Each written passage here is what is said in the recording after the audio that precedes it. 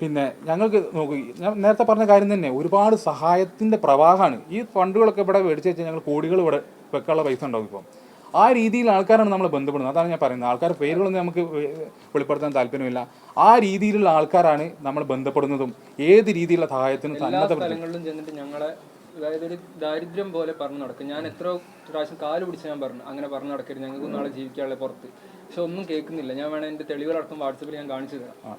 ഇതിലൊക്കെ പറയുന്നത് എന്തായാലും ഈ കുടുംബത്തിനെ ഇവരെല്ലാം പഠിപ്പിക്കാൻ ഉപയോഗിക്കുന്നതിനോട് ഈ ഫണ്ട് 70,000 രൂപ ഒന്നും അവന് തികയാത്തുന്ന ആകെ ആ ഒരു കമ്പനി കയറിയിട്ടുണ്ട് ഒരു കൊല്ലം 3 വർഷമായി എല്ലാരും പറഞ്ഞു നടക്കുന്നത്. ആകെ 1 വർഷമായിട്ടുള്ളൂ. ആ 1.5 വർഷമായിട്ട് ഞങ്ങൾ എല്ലാവരും പഠിത്തം കഴിഞ്ഞിട്ട് 3-4 വർഷമായി. പക്ഷെ എല്ലാവരോടും സെന്റിമെന്റ്സിന് വേണ്ടിയിട്ട് ഇല്ലാത്ത കള്ളത്തരങ്ങൾ പറഞ്ഞ് ആ സെന്റിമെന്റ്സിന്റെ മുകളിൽ കയറി ജീവിക്കുക. അല്ല, അദ്ദേഹം ജീവിക്കുന്നു, അതെല്ലാം അദ്ദേഹത്തിന്റെ പിന്നെ കാര്യം. പക്ഷെ നമ്മളെ കോട്ട് ചെയ്തുകൊണ്ട്, കുടുംബത്തിനെ കോട്ട് ചെയ്തുകൊണ്ട് ഇനി ഒരു വൈകാരികത അദ്ദേഹം സൃഷ്ടിക്കരുത്, ദയവ് ചെയ്ത് നിർത്തണം. ഇല്ലെങ്കിൽ ഞങ്ങൾക്കത് നിയമപരമായിട്ട് പോകേണ്ടി വരും. കാരണം ഞങ്ങൾ കുറെ ബന്ധപ്പെട്ട് നേരിട്ട് നിർത്താൻ വേണ്ടിയിട്ട് നിൽക്കുന്നില്ല. അതുകൊണ്ട് മാത്രം ഞങ്ങൾ ഈ കഴിഞ്ഞ 3 ദിവസം ഞങ്ങൾ നേരിട്ട് ബന്ധപ്പെട്ട് നിർത്താൻ വേണ്ടിയിട്ട്, പക്ഷെ നിർത്തുന്നില്ല. ഓരോ ദിവസം പുതിയ 3 യൂട്യൂബ് ചാനൽ പിന്നെ ഞങ്ങളൊക്കെ ശ്രദ്ധിച്ചിട്ടുണ്ടാവും. മൂപ്പരാൾക്ക് അറിയാത്ത ഏതൊരു നമ്പറിൽ നിന്ന് കോള് വന്നാലും അത് മറ്റൊരാൾ വീഡിയോ എടുക്കും, എന്നിട്ട് അത് സ്പീക്കറിൽ ഇട്ടിട്ട് ഇങ്ങനെ ഒരു സെന്റിമെന്റ്സ് ഓഡിയോ പോലെ ആക്കിയിട്ട് നന്ദി പറയുന്ന വീഡിയോസ് അതിങ്ങനെ ഡെയിലി ഇട്ടുകൊണ്ടിരിക്കുക. ഇതൊക്കെ അതാണ് ഞാൻ പറഞ്ഞത്. ആവശ്യമില്ല. അയാളെ മനാഫ് ഖാനെ സംബന്ധിച്ച് അയാളെ കാര്യം എന്തായിരുന്നു? അർജുനെ കണ്ടെത്തുക, ലോറി കണ്ടെത്തുക, പിന്നീടുള്ള അയാളെ പേഴ്സണലായിട്ട് കാര്യം. പക്ഷെ ഞങ്ങളുടെ കോട്ട് ചെയ്തത് കുടുംബത്തിനെ മറ്റുള്ളവർ മുന്നിൽ പിന്നെ വ്യക്തിഹത്യ ചെയ്തത്, അത് തന്നെ പറയാനുള്ളത്.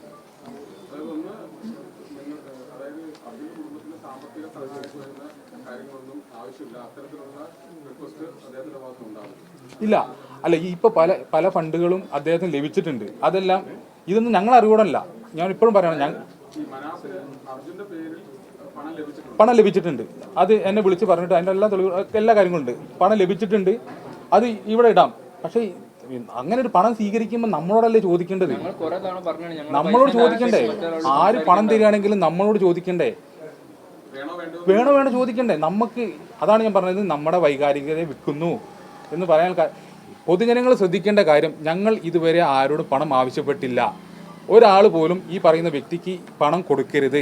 ഞങ്ങൾക്ക് പണത്തിന് ഇപ്പോൾ നിലവിൽ ഞാൻ പറഞ്ഞല്ലോ, ഇവിടുത്തെ സംവിധാനങ്ങളാണെങ്കിൽ കൃഷ്ണപ്രിയയ്ക്കും ജോലി കൊടുത്തു, മകന് ജീവിക്കാനുള്ള സാഹചര്യം ഒരുക്കി കൊടുത്തു.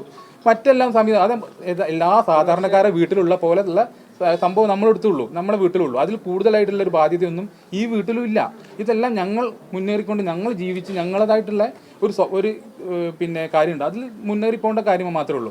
ഞങ്ങൾക്ക് ഞങ്ങളെ രീതിയിൽ വിട്ടുതരിക. ഞങ്ങൾക്ക് ജോലി സ്ഥലത്ത് പോകേണ്ടത് ആവശ്യമാണ്. എല്ലാവരും ജോലിക്ക് പോയിട്ട് ജീവിക്കുന്ന ആൾക്കാരാണ്. മറ്റുള്ളവരുടെ മുന്നിൽ ഞങ്ങളൊരു പരിഹാസ്യ കഥാപാത്രമായി മാറാതിരിക്കാൻ നിങ്ങൾ ശ്രദ്ധിക്കണം എന്നാണ് വിനീതമായിട്ട് അപേക്ഷിക്കാനുള്ളത്.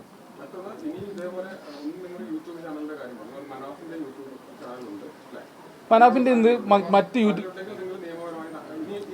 ഇനി ഈ ഫണ്ട് സ്വീകരിക്കുന്നതോ പിന്നെ അല്ലെങ്കിൽ ഈ വ്യക്തിപരമായിട്ട് അവഹേളിക്കുന്ന രീതിയിലുള്ള അർജുൻ, അതായത് ഇത് ഞങ്ങൾക്കെല്ലാം അച്ഛനാണെങ്കിലും നോക്കൂ, അച്ഛൻ പശുവിനെ വളർത്തിയിട്ടാണ് ഞങ്ങൾ ഈ കുടുംബം പോകുന്നത്.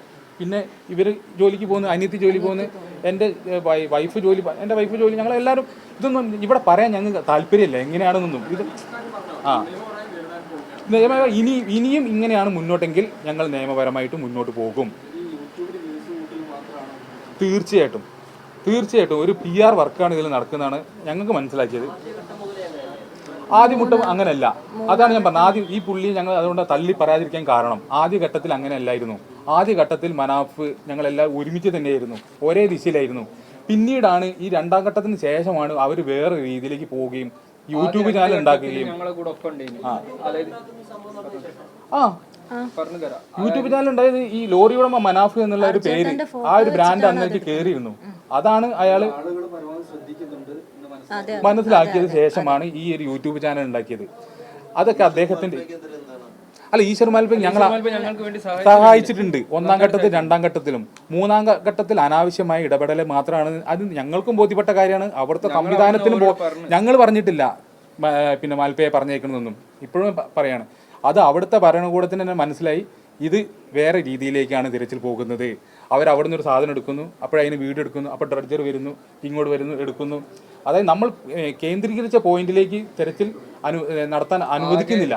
ആകെ അനുവദിച്ചത് കുറച്ച് ദിവസം. ഇതിന്റെ മുകളിൽ അത് പോവുകയാണെങ്കിൽ അത് ഞങ്ങൾക്ക് പിന്നെ ഒരിക്കലും കർണാടക ഗവൺമെന്റ് ഇത് തുടങ്ങുമ്പോൾ ഔദ്യോഗികമായി പ്രഖ്യാപിച്ചൊരു കാര്യമുണ്ട്, ഇത് ഒരു അവസാന ഘട്ട തിരച്ചിലാണ്, ഇതിൽ അപ്പുറം ഇനിയൊരു തെരച്ചിൽ സാധ്യമല്ല എന്ന പൂർണ്ണമായിട്ടുള്ള ഇൻഫർമേഷൻ ഞങ്ങൾക്ക് പാസ് ചെയ്യും. അത് കാർവാർ MLA അന്നത്തെ പത്രസമ്മേളനത്തിൽ അവിടെ വ്യക്തമായിട്ട് പറയുകയും ചെയ്ത സംഭവമാണ്.